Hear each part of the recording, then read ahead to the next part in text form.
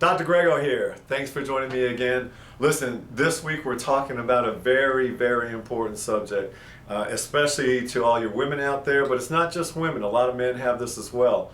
I'm talking about emotionally eating or emotional eating.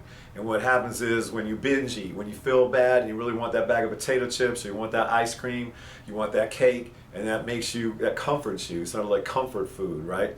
Well, here's what's really happening. Deep down inside your blood, where you don't like to talk about at cocktail parties, there's little critters that are living in you.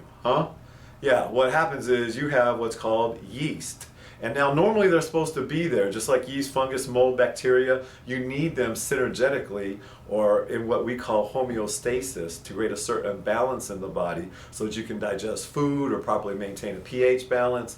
But the point here is simply this: if there's an overgrowth, because you do consume on average the SAD American diet. Remember the standard American diet, or what I call SAD, because it is extremely sad.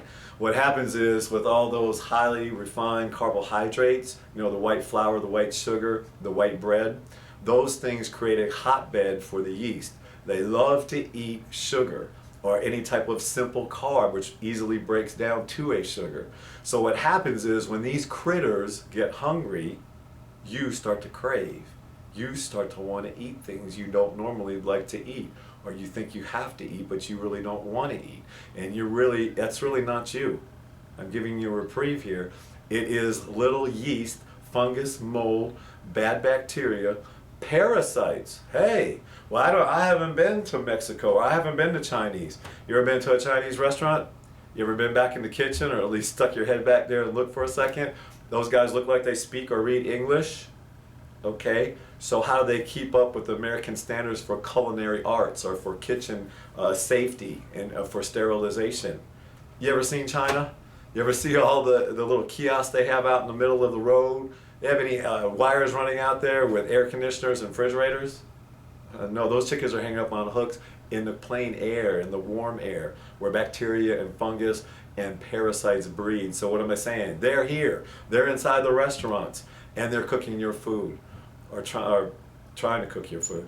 So the point is, those parasites are living, and you ate in there, they're living inside of you, so those little critters are eating your good nutrition, and then they're going to the bathroom. They're going to, that's right, they're going to urine, and they're going to feces are coming out in your blood. That's right, their urine and their feces are coming in your blood, and then they get hungry. And when they get hungry, guess who else gets hungry?